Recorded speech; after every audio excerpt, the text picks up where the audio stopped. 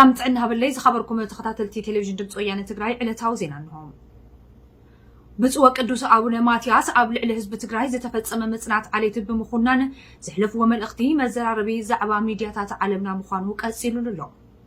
ፓትርያርክ ቤተክርስቲያን ኦርቶዶክስ ኢትዮጵያ ብፁዕ ቅዱስ አቡነ ማትያስ እላው በዘይ ተገብረ አገባብ ኣብ ገዝኦም ተኣሲሮም ከም ዘለው ዝሓበረም ቴሌቪዥን ሲኤንኤን እቶም ፓትርያርክ ኣብ ልዕሊ ህዝቢ ትግራይ መዘና ኣልቦ ግፍዕታት እናወረደ ከም ዝኾነ ከም ዝሓበሩ ኣፍሊጡሎ አቡነ ማትያስ ኣብ ልዕሊ ህዝቢ ትግራይ መዳርግቲ ዘይብሉ ጨፍጫፍ ይፍጸመሎም ሰላማውያን ሰባት እናተቀትሉ እዮም መናእሰይ ካብ ከተማን ገጠርን እናተወሰዱ ተቀቲሎም እዮም ከም ንቡር ክቅበሩ ድማ ኣይተፈቀደሎምን ረይሶም ድማ ከምቲ ኣብ ማሕበረ ዲዮጎስ ተገብረም ናብ ጸድፊ ተደርቢዩ እዩ ከም ዝበሉ እቲ ማዕኸን ቴሌቪዥን ሓቢሩሎም ብፁዕ ቅዱስ አቡነ ማትያስ ኣብ ትግራይ ተራእዩን ተሰሚዑን ዘይፈልጥ ግፍዒ ከም ዝተፈጸመ ከም ዝገለጹን ማሕበረሰብ ዓለም ድማ ነቲ ኣብ ልዕሊ ህዝቢ ትግራይ ይበጽሕ ዘሎ ጸበባ ብቅልጡፍ ጠጠው ንኽብልን ከም ዝጸውዑ ሲኤንኤን ሓቢሩሎም ዘጸይፍ ግፍዕታት ተፈጺሙ እዩ ብፍላይ ድማ ኣብ ልዕሊ ደቂ ኣንስትዮ ዝተፈጸመ ጾታዊ መጥቃዕቲ መነወሪ መዋረድን ክፉእ ተግባርን እዩ ነዚ ተግባር ዝፈጽሙ ፈሪሃ እግዚአብሔር ዘይፈልጡ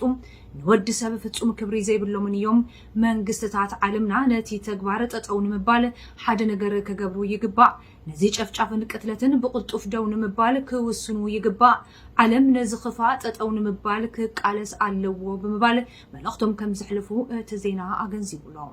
ዘይልቅት በተለይ ደግሞ ሲቪሊያን የሆኑ ወገኖቻችን ወደየ ከተማው ወደየ መንደሩ ወደየ ግለቤቱ ሰብ እየሄዱ ወጣቶቹን እየገደሉ ገድለው ደግሞ እንዳይተው እንዲያውም ወደ ገደል እየጣሉ ተገድለው እንኳን ለመቃብር ያልበቁ ለምሳሌ እንደ ማህበረ ዲዮግ አይነት በተመሳሳሊ ፋሽስቲ አብይ አሕመድን መላፍንቱ ዝኾኑ ኃይልታት ወረርትን ኣብ ትግራይ ማለያ ዘይብሎም ግፍዕታት ከም ዝፈጸሙ አብያተ ክርስቲያን ከም ዝዓነውን ጥሜት ከም መሳርሒ ኩናት ከም ዝተጠቀሙሉን ፓትርያርክ ቤተክርስቲያን ኦርቶዶክስ ኢትዮጵያ ከም ዝገለጹ ደጋርዲያን ጸብጺቡሎ ፓትርያርክ ቤተክርስቲያን ኦርቶዶክስ ኢትዮጵያ ብፁዕ ቅዱስ አቡነ ማትያስ ኣብ ልዕሊ ህዝቢ ትግራይ ተራእዩ ዘይፈልጥ አርሜንያዊ ጨፍጫፍን ግፍዕታትን ከም ዝተፈጸመ ምግላጾም እቲ ጋዜጣ ሓቢሩሎም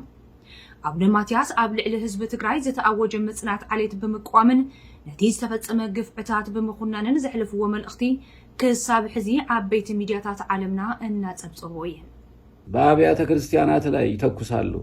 በገዳማት ላይ ይተኩሳሉ በአክሱም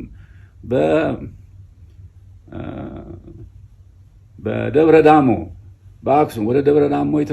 የተተኮሱት መድፎች መቼም እጅግ የሚያስደነግጥ ነው የመለኮሳቱ ቤት ፈርሷል አንድ አባትም ተገድለዋል አክሱም ጽዮን ያለቀው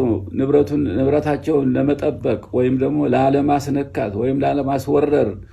እየጠበቁ ያሉትን በመደዳ ገድለዋቸው ረግፈው ቀርተዋል እንደቅጠል ናብ ካልኦት ዜናታትና ክንሰገር ኣብ ትግራይ ህፃናትን ጥኑሳት አዴታትን ብዘተሓሳስብ ጸገም ዋሕዲ ዝተመጣጠነ ምግቢ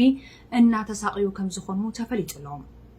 ብሉምበርግ ዝተባሃለ ማዕኸን ዜና ከም ዝሓበሮም ኣብ መላእ ትግራይ ዘተሓሳስብ ዋሕዲ ምግቢ ከም ዝተኸሰተም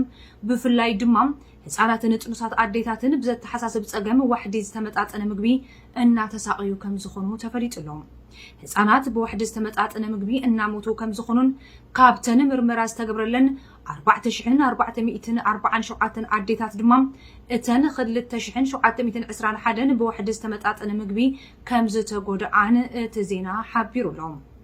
ኣብ ትግራይ ረድኤት እኽሊ ዝፀዓና ቃፍ ላይ ናብ ተጠቀምቲ ከይሓልፋ ከም ዝተኸልከላን ንተጠቀምቲ ዝመፀ ሓገዝ ድማ ብወተሃደራት ከም ዝተወሰደን ብሉምበርግ ጸብጺቡሎም خبر وزبانا ورجع زي سكالو دموغي تاريخنا ودموغي وحبرنا زي حسس بصلولو حالواتنا دحننتنا بقل امن فلسفنا زي يطوى بحالي من قد انتقلت عنا صبرو ببلحات نصبرو بعقلي نحرم أمودعتم كوخب أتليت عالمنا إن خونة تمت زلات تجراوي تجوايت قدفة أجاي أب تاريخ أتليتكس عالمنا حدوش إياه صريح لهم. بقدام أب برتغال أب زتخايدة ناي 10,000 متر قدام قيام أتليت قدفة أجاي تحت 3 دقائق مالتون 29 دقيقة 39 سكوند نتبي 4 كلتن بمأساو نتي بأتليت ألماز أيانا قدم 5 عمتات تتحيزو زنبر ريكورد بلعلي 10 سكند بممحياش حدش كبروسن أمزجيب علام بزدما قدفة حدش كيا كمز سرحت تكال أتليتكس عالمنا أفليت لهم قدفة أجاي ب10,000 متر قويا كسابلومي أب تاريخ أتليتكس عالم كابز ترعيا 5 قلطفات قويتي إتا حانتي كمز خونت إتتكال حبيرو لهم أتليت قدفم أقل 2013 عام تمرت راح بزوحات عوضات كمز حافستن زي تفلاليو حدش تكبرو سنات كمز مزقبتن زذكريو. To have withstood the first 600 so insanely fast and then to hold it together for the rest of the race is astonishing. That's why she's beating Laura Mira here by 25 or 30 meters. Watch the clock. It's going to be quick. Oh my word. بأركز خبركم تملكتنا نلومي زحرنا لكم زينا نحن ون أبزي زازمنا لنا أبخل أوت زعباتات مديسنا كساب نكنا سلام حلواتنا ندحن نتنا نبقل صمنا تقراي تسعى